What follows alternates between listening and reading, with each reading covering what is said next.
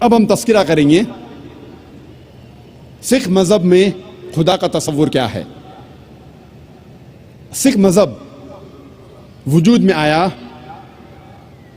15वीं सदी के आखिरी में और इसके बानी थे गुरु नानक साहिब। और ये शुरू हुआ एक ऐसे इलाके में जो 5 नदियों का इलाका था और कहा जाता था पंजाब, जो मौजूद है पाकिस्तान और नॉर्थ वेस्ट इंडिया में। और गुरु नानक साहिब जो इसके बानी हैं वो पैदा हुए थे हिंदू धर्म में और उनका कास्ट था क्षत्रिय कास्ट, जिसे कहते हैं वॉरियर कास्ट। और गुरु नानक काफी मुतासिर थे मुसलमानों से। ये सिख मजहब तादाद में दुनिया में 6 नंबर पे आता है और कई विद्वान कहते हैं कि ये सिखिज्म, सिख मजहब एक हिंदू मजहब की शाख है। और सिखिज्म, सिख मजहब आता है लफ्ज सिस्या से, जिसके मानी है स्टूडेंट, फॉलोअर, डिसाइपल, जिसके मानी है तालिब, जिसके मानी है मानने वाला। और ये सिख मजहब 10 गुरुओं का मजहब है। सबसे पहले गुरु जो बानी है गुरु नानक साहब और 10वें गुरु है गुरु गोबिंद साहब। और इस मजहब की किताब को कहते हैं आदि ग्रंथ या गुरु ग्रंथ साहिब। सिख मजहब 5 क की बुनियाद पे है। सबसे पहला क है केश, अनकट हेयर, बाल नहीं काटना चाहिए। दूसरा क है कंगा यानी कंगी, जिससे बाल साफ किया जा सकता है। तीसरा क है कड़ा, मेटल ब्रेसलेट, मेटल का कड़ा। चौथा का है किरपान, डैगर, चाकू, जो अपनी हिफाजत की रखना चाहिए। और 5वां क है कचा, जिसे कहते हैं लॉन्ग अंडरड्रॉ। ये 5 क हर सिख को इसका पालन करना चाहिए। और अगर आप कोई सिख से पूछेंगे कि आपके मजहब में खुदा का तसव्वुर क्या है, तो सबसे बेहतरीन जवाब अगर कोई सिख दे सकेगा वो है उसकी मजहब की किताब गुरु ग्रंथ साहिब के पहले वॉल्यूम, पहला अध्याय, पहला मंत्र, जिसे कहते हैं Japu ji. First volume of Guru Granth Sahib, first chapter, first verse called as Japu ji, जिसमें लिखा है कि खुदा एक है और उसे कहा जाता है सच्चा, महान, जो कभी भी नहीं घबराता और उसे कोई चाहत नहीं। वो लाफानी है, वो पैदा नहीं हुआ है, ना किसी को जन्म देता है। वो दयालु है। सिख मजहब में बुत परस्ती हराम है। सिख एक ही खुदा को मानते हैं, एक ही ईश्वर को मानते हैं, जिसे अनमैनिफेस्ट फॉर्म में कहा जाता है एक ओमकारा और मैनिफेस्ट फॉर्म में कहा जाता है ओमकारा। और जब आप गुरु ग्रंथ साहिब पढ़ते हैं, ओमकारा के कई सिफात है। इस ईश्वर को कहा जाता है अकल, माने इटर्नल, मानी लाफानी। उसे कहा जाता है करतार, मतलब क्रिएटर, मतलब खालिक। उसे कहा जाता है सत्यनामा, जिसके मानी होली नेम, जिसके मानी पाक नाम। उसे कहा जाता है परवरदिगार, मतलब चेरिशर, मतलब पालने वाला। उसे कहा जाता है साहिब, मतलब लॉर्ड, मतलब रब। उसे कहा जाता है रहीम, मतलब मर्सीफुल, मतलब रहमत वाला। उसे कहा जाता है करीम, मतलब बेनिफिशेंट, मतलब करम वाला। उसे कहा जाता है Wahe Guru, one true Lord, एक ईश्वर, एक सच्चा ईश्वर, एक सच्चा खुदा। सिख मजहब में बुत परस्ती हराम है और सिख मजहब में अवतार वदा का भी फलसफा नहीं है। कि खुदा अवतार लेते हैं, इंसान बनते, ये फ़लसफ़ा नहीं है। और गुरु नानक साहब वो काफ़ी मुतासिर थे संत कबीर से, इसीलिए गुरु ग्रंथ साहिब में कई संत कबीर के दोहे हैं। और मुझे याद है जब मैं स्कूल में था तो एक मशहूर दोहा संत कबीर का था, दुख में सुमर न सब करे, सुख में करे न कोई, जो सुख में सुमर न करे तो दुख काय होए।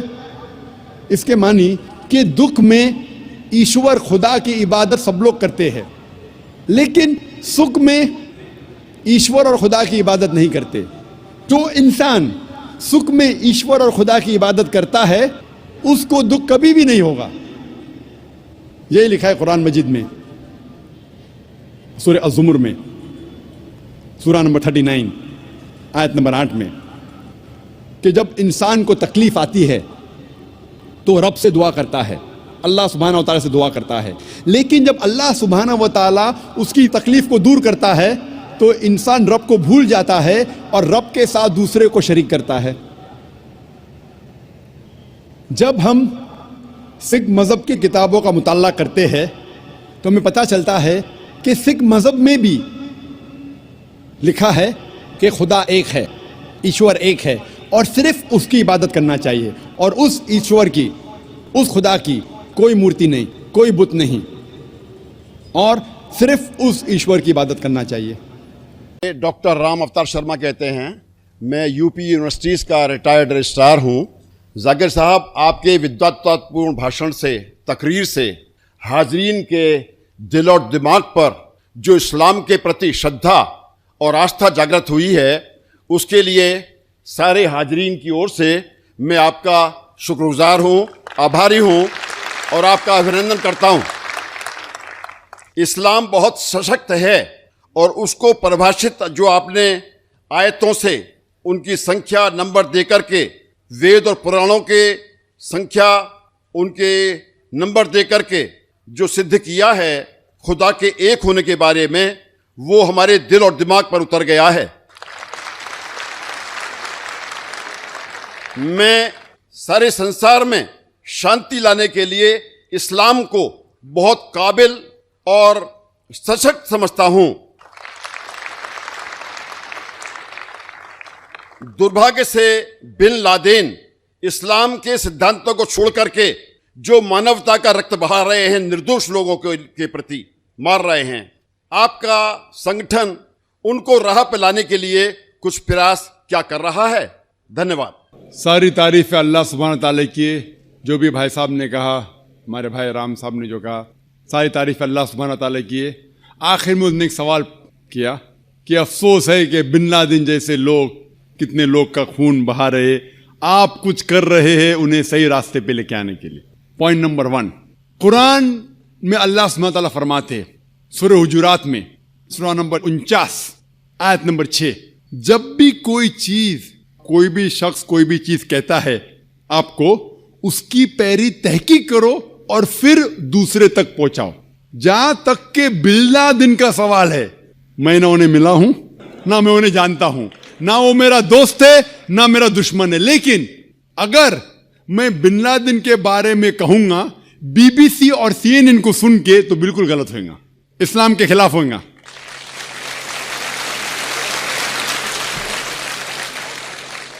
मैं ना बिन लादेन का दोस्त हूं ना उनका दुश्मन हूं, लेकिन मैं बीबीसी और CNN को अच्छी तरीके से जानता हूं। मैं मीडिया का आदमी हूं, जो भी ये गलत फहमियां हैं इस्लाम के बारे में, मैं कह चुका हूं, इसके दोषी है मीडिया। अगर आप कहोगे कि मैं बिन लादेन के बारे में कहूं खाली मीडिया को सुन के CNN और BBC में, तो मैं कुरान के खिलाफ जाऊंगा और मैं कुरान के खिलाफ जाना नहीं चाहता हूं। लेकिन आपने जो कहा कि खून बहा रहा है 1000 लोग का, ये बिल्कुल सही है। अगर हम ये जानते हैं, आप CNN देखेंगे, BBC देखेंगे, हमें ये मालूम पड़ता है CNN से, जो अमेरिकन मीडिया है, कि जॉर्ज बुश ने अफगानिस्तान पे हजारों लोग का कत्ल किया।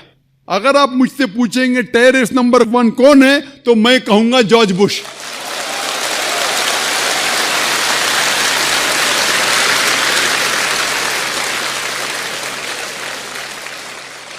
क्यों मैं कहता हूं इस्लाम मुझे इजाजत देती है? क्यों? उसका CNN स्टेशन है, और जो सबसे ताकतवर मुल्क दुनिया में अमेरिका, सबसे कमजोर मुल्क अफगानिस्तान के ऊपर हमला करता है, हजारों लोग का कत्ल करता है।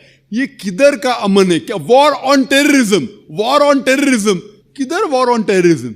ये लोग को बेवकूफ बनाया जा रहा है। मान लो, सपोज मिसाल के तौर पे मान भी लो, क्या बिन लादेन ने कुछ गलत काम किया? बिन लादेन ने 11 सितंबर को वर्ल्ड ट्रेड सेंटर में प्लेन डाला, मान लो मिसाल के तौर पे, मान लो सही भी है। अगर ये सही भी है कि बिन लादेन जाके अफगानिस्तान में छुपता है, कौन इजाजत देता है जॉर्ज बुश को हजारों अफगान की जान लेने के लिए? कौन इजाजत देता है? ये तो सिर्फ दाव पेज है पॉलिटिक्स का। अगर आप पढ़ेंगे अमेरिकन साइट के ऊपर, इंटरनेट पे जाएंगे, तो कितने अमेरिकन लोग ने कहा कि ये वर्ल्ड ट्रेड सेंटर को किसने गिराया? कितने हाइपोथेसिस है। मैं नहीं कहता हूं कौन सही है, कितने हाइपोथेसिस में यह भी लिखा है कि जॉर्ज बुश ने खुद किया। मैं नहीं कहता, अमेरिकन लोग कहते। मैं ये नहीं कहता हूं कि ये जो लिखा है सही है। ये सही भी हो सकता है, गलत भी हो सकता है, इसकी तहकीक में नहीं किया हूं। लेकिन ये जानना जरूरी है, अगर आप मीडिया की बराबर जांच पड़ताल करें, तहकीक करें, तो ये पॉलिटिशियन लोग अपने वोट के लिए किस तरीके से इंसान की जिंदगी से खिलवाड़ करते हैं। मिसाल के तौर पे अभी इराक में Saddam Hussain, weapons of mass destruction. तो मैं सद्दाम हुसैन का भी दोस्त नहीं हूं। अफसोस होता है कि जो चीज वो कर रहे इस्लाम से कई दूर है। वो इस्लाम के नाम के ऊपर मेरे हिसाब से, जो मैं जानता हूं उनके बारे में, कलंक है। वो अलग बात है, लेकिन फिर भी उसके खिलाफ जो जॉर्ज बुश ने कहा वेपन ऑफ मास डिस्ट्रक्शन, कितने महीने हो गए, एक भी वेपन मिला? नहीं मिला। खुद अमेरिकन इन्वेस्टिगेशन कह रही है क्या जानबूझ के इन लोगों ने अटैक किया इराक के ऊपर, अफगानिस्तान के ऊपर ऑयल के लिए। तो आप मुझसे कहेंगे कि मैं क्या कोशिश कर रहा हूं कि जॉर्ज बुश तक के पैगाम पहुंचाऊं। कई लोग कहते, जब मैं तकरीर करता हूं, कि कई मुसलमान कहते कि या अल्लाह सुब्हाना व तआला जॉर्ज बुश को मौत दे। मैं ये नहीं कहता हूं। अगर आप पढ़ेंगे तारीख और मोहम्मद सल्लल्लाहु अलैहि वसल्लम की जिंदगी के बारे में, जो दो शख्स जो इस्लाम के मुखालिफ थे, दोनों का नाम था उमर। मोहम्मद सल्लल्लाहु अलैहि वसल्लम ने ये दुआ की कि दोनों में से एक उमर को हिदायत दे। तो मैं भी दुआ करता हूं कि जॉर्ज बुश को अल्लाह ताला हिदायत दे। जो शख्स इतना ताकतवर है, इस्लाम के खिलाफ काम कर सकता है, अगर अल्लाह उसे हिदायत दे तो इंशाअल्लाह इस्लाम के लिए कितना फायदेमंद हो सकता है। और ये बात मैं अमेरिका में भी कहा हूं, वो सही रास्ते पे आए या ना आए, मेरा काम है। अल्लाह ताला कहते फज़क्किर इन्नमा अंत मुज़क्किर, मेरा काम है जिक्र करना, हिदायत देना तो अल्लाह के हाथ में। अगर आप देखेंगे कि अनफॉर्चुनेटली, अफसोस की बात है कि मीडिया के जरिए कितनी गलत फहमियां फैलती है। एक आम मिसाल दूंगा मैं कि जब हिंदुस्तान आजाद नहीं था, ब्रिटिशर्स इस देश के ऊपर हुकूमत कर रहे थे, उस टाइम 60 साल पहले कई हिंदुस्तानी इस देश के लिए झगड़ा कर रहे थे। सही है कि नहीं? झगड़ा कर रहे थे। लेकिन ये लोग जो अपने देश की आजादी के लिए झगड़ा कर रहे थे, ब्रिटिशर्स लोग उन्हें कहते थे टेररिस्ट, दहशतगर्द। लेकिन हम आम हिंदुस्तानी कहते थे कि वो है देशभक्त, पेट्रियट। सेम इंसान सेम काम कर रहा है, लेकिन दो लकब, 2 डिफरेंट लेबल्स।